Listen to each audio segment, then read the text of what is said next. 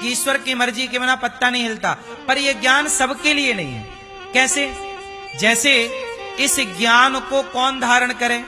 जैसे आप सत्संगी हो, आप कथा सुनते हो, जैसे मेरे सामने 1 लाख रुपए पड़े हैं या 1 करोड़ पड़ा है, मुझे पता है कि चोरी करना पाप है। जिस शास्त्र में ये लिखा है कि ईश्वर की मर्जी के बिना पत्ता नहीं हिलता, उसी शास्त्र में यह भी लिखा है कि चोरी करना पाप है।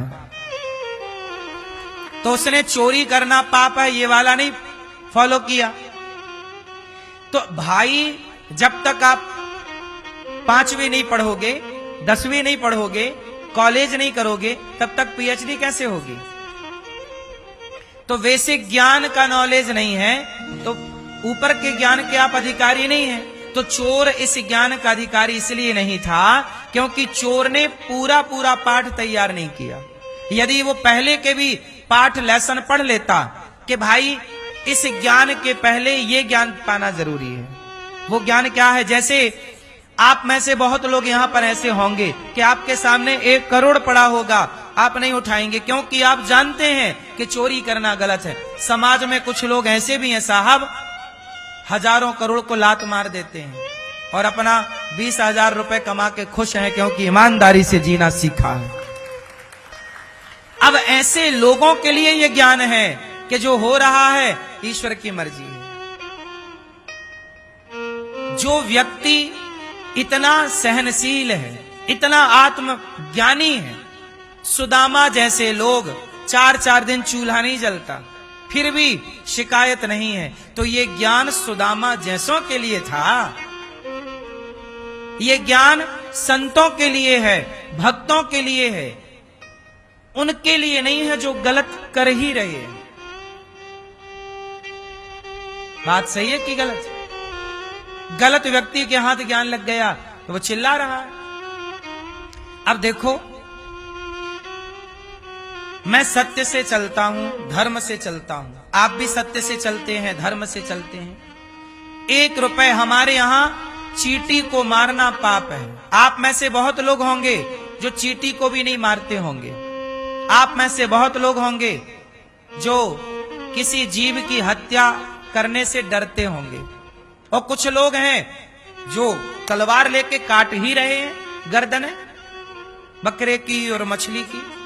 तो जो मछली की गर्दन काट रहा है वो कहे कि जी भगवान की मर्जी के बिना पत्ता नहीं हिलता, मैं इसे मार रहा हूं, ये भी मर्जी भगवान। नहीं साहब, तुम्हारे लिए नहीं। जिस जगह ये लिखा है कि भगवान की मर्जी के बिना पत्ता नहीं हिलता, उसके पहले ये भी लिखा है कि सब पर दया करो, दया धर्म का मूल है, पाप मूल अभिमान। तो आपने बाकी चीजें क्यों नहीं फॉलो की? भाई 100 बोलिए 100 की गिनती तक पहुंचने के लिए आपको 90 पढ़ना पड़ेगा, 91 पढ़ना पड़ेगा।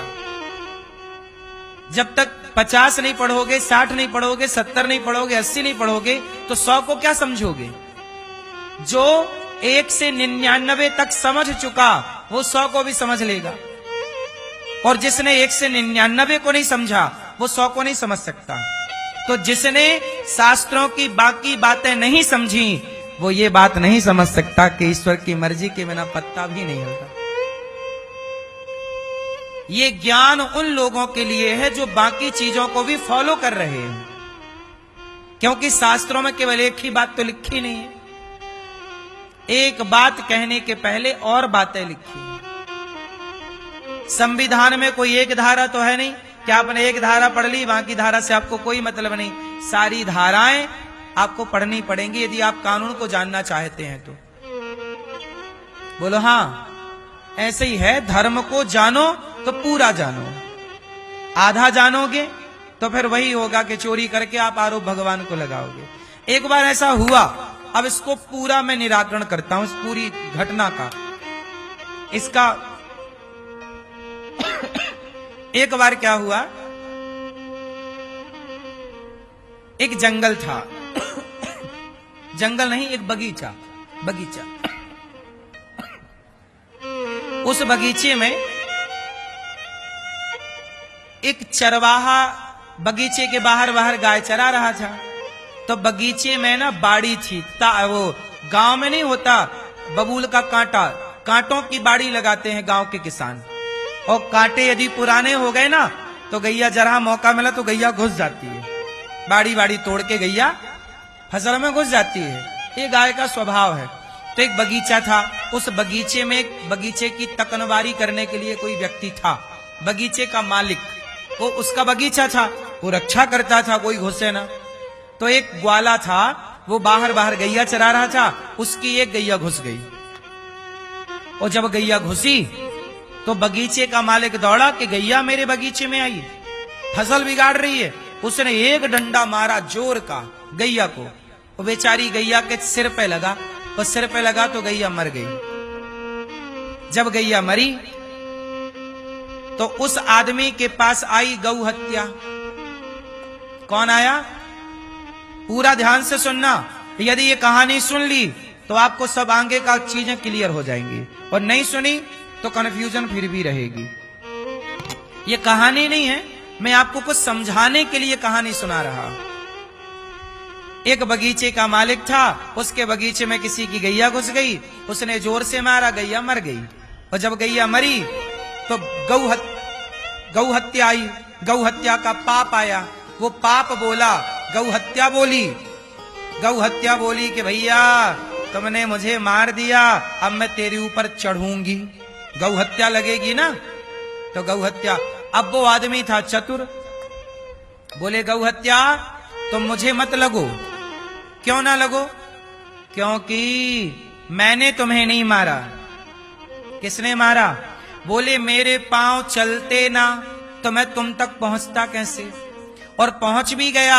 और ये हाथ ने डंडे को यदि ना भांजा होता, हाथ ने डंडे को ना बरसाया होता तो तुम कैसे मरती। और हाथ में इंद्र का वास होता, हमारे शरीर के हर अंग में एक एक देवताओं का वास होता है, तो हाथों में इंद्र का वास है।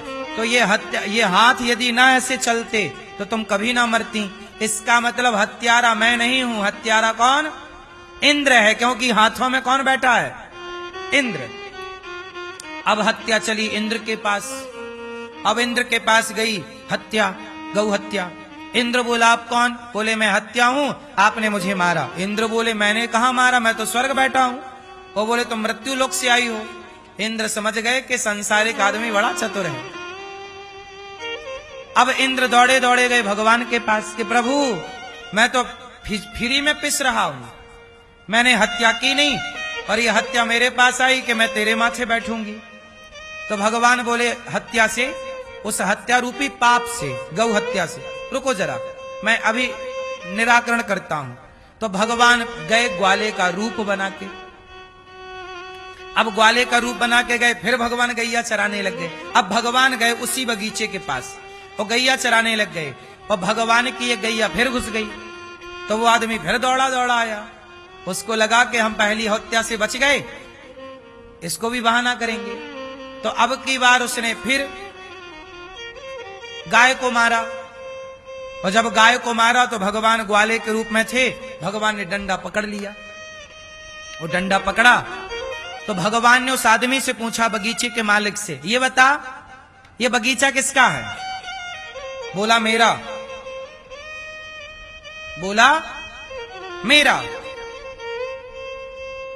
तो भगवान ने पूछा ये हाथ किसका है? बोला मेरा। ये डंडा किसका है? मेरा। तो भगवान बोले जब बगीचा तेरा, हाथ तेरा, डंडा तेरा, तो गौ हत्या भी तेरी है। गौ हत्या, हत्या भी तेरी है। हत्या तूने ही तो की है। जब बगीचा को अपना कह रहा है, हाथ को अपना कह रहा है, और हत्या को कह रहा है इंद्र की है। जब सब तेरा तो हत्या भी तेरी। तो आज का आदमी ऐसा है कि अच्छा अच्छा कहता है मेरा और बुरा बुरा तेरा। तो भगवान बोले जब अच्छा अच्छा तेरा था तो बुरा भी तो तेरा होगा।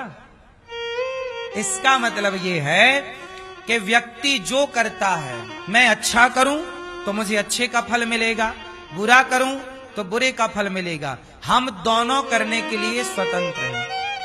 इस संसार में आप पाप भी कर सकते हैं और पुण्य भी। आप पाप करोगे, आपका हाथ कोई ना पकड़ेगा, आप पुण्य करोगे, आपका हाथ कोई ना पकड़ेगा।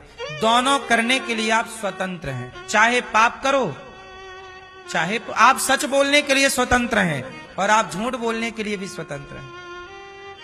आप चाहें तो किसी बकरे को तलवार से मार दें, मछली को पानी से निकाल, आप स्वतंत्र हैं। आप किसी मछली को मार सकते हैं, आप किसी मुर्गी को काट सकते हैं, स्वतंत्र हैं आप। और आप चाहें तो किसी तड़पती हुई मछली, तड़पती हुई मुर्गी को आप दाना डालकर उसके जीवन को भी बचा सकते हैं। आप किसी जीव को भोजन करा के उसके प्राणों की रक्षा भी कर सकते हैं।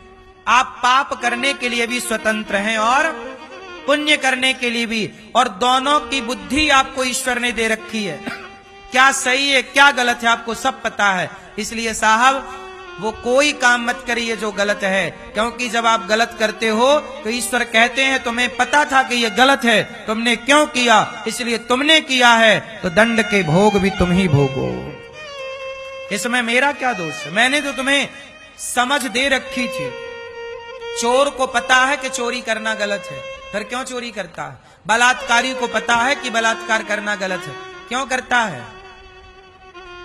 झूठ बोलना गलत, आप में से कितने लोगों को पता है कि झूठ बोलना पाप है, नदी किनारे सांप है। किस किस को पता है झूठ बोलना पाप है। जिसको पता है हाथ उठाओ। झूठ बोलना क्या है, जोर से झूठ बोलना। झूठ बोलना, जब तुम्हें पता है कि झूठ बोलना पाप है, फिर क्यों झूठ बोला, और बोले है वो, तो फिर उसका फल भोगने को तैयार रहिएगा। फिर ईश्वर का ये न्याय है, तुम्हें पता है ना सही क्या है गलत क्या है, फिर क्यों गलत करते हो। और फिर नाम किसका लगा रहे हो, भगवान का, कि भगवान की मर्जी के बिना पत्ता नहीं हिलता। वाह, अरे भगवान की मर्जी तो तब समझनी चाहिए जब पूर्ण रूप से आप समर्पण भगवान में कर दें। और जो भक्त समर्पित कर देगा वो गलत करेगा ही नहीं। वो तो हर हाल में ये समझेगा मैं दुखी हूं, 4 दिन से मेरे चूल्हा नहीं जला सुदामा जी के, तो सुदामा जी बोले ईश्वर की मर्जी है। और सुदामा जी राजा बन गए बाद में, भगवान ने सब दे दिया, तो सुदामा जी बोले ईश्वर की मर्जी। वो गरीब थे तो भी ईश्वर की मर्जी समझते थे, वो धनवान हो गए, अपमान हो रहा था तो भी वो ईश्वर की मर्जी समझ रहे थे।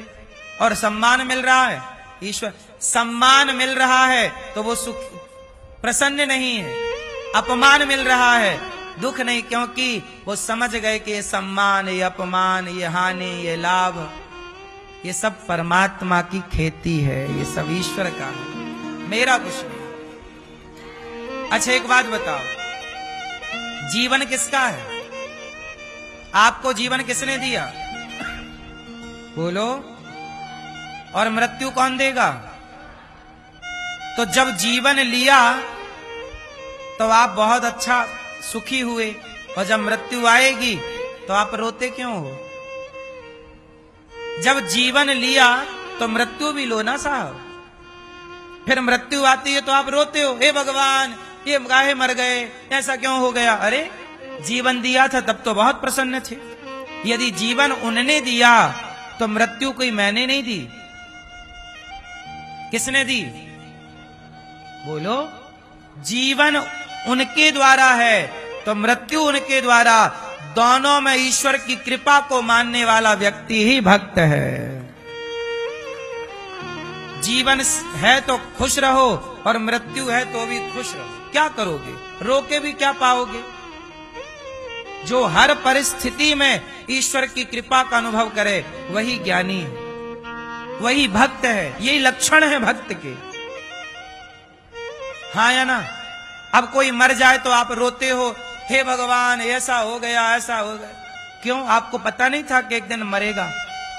आप सबको ये पता होना चाहिए कि हम सब लोग एक दिन मर जाएंगे, पता होना चाहिए। कर लो पता नहीं है तो फिर क्यों इतना प्यार, क्यों इतना अटैचमेंट।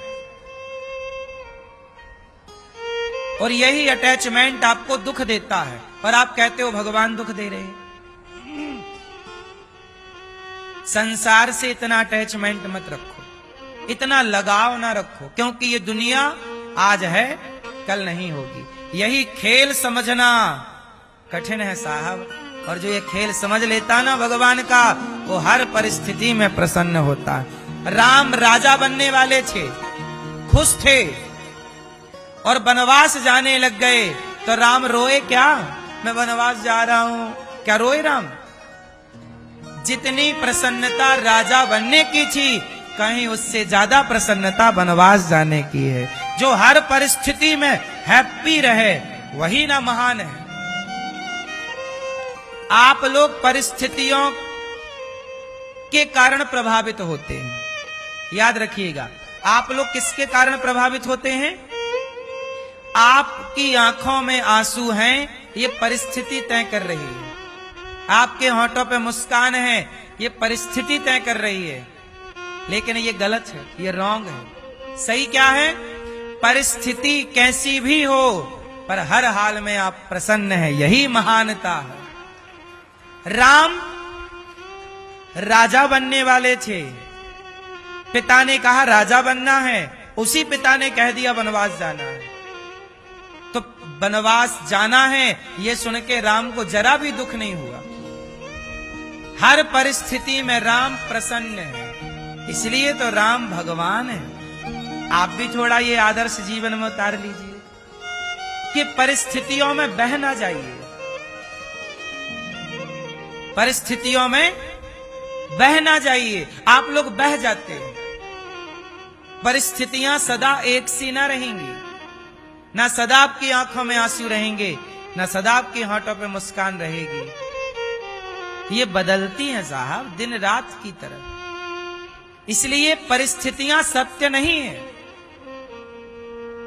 बात समझो, परिस्थितियां सच्ची, परिस्थितियां बनती बिगड़ती हैं। बोलो हाँ, आज बारिश है, कल सर्दी आएगी, फिर गर्मी आएगी, फिर बारिश आएगी। परिस्थितियां बन रही हैं। सर्दी की परिस्थिति, गर्मी की हानि की परिस्थिति, लाभ की परिस्थिति, जीवन की परिस्थिति, मृत्यु की परिस्थिति। सम्मान, आज आपको सम्मान मिल रहा है, आज आप खुश हैं, कल आपको अपमान मिलेगा तो क्या रोओगे? और यदि रोए तो फिर आप थोड़ी हैं, आप कचरा हैं। महान वो है जो सम्मान मिले या अपमान मिले, दोनों में वो ईश्वर की कृपा का अनुभव करे। हे नाथ, ये आपका प्रसाद है। तेरे फूलों से भी प्यार, तेरे कांटों से, यही धर्म है। इतना ज्ञान धारण करने वाला तब जाके अधिकारी बनेगा। ईश्वर की मर्जी के बिना पत्ता नहीं हिलता, तब जाके सेंटेंस पूरा हुआ। अब केवल आप वो एक बात पकड़ लो तो क्या होगा उससे? समझ में किस किस को आई? क्या समझ में आया? कि सारे ज्ञान सबके लिए, इसलिए जो ज्ञान है उस पर चलो। बुद्धि दी है विधाता ने, सही गलत का डिसीजन लो। क्या सही आपके लिए, क्या गलत आपके लिए, उसके अकॉर्डिंग काम करो।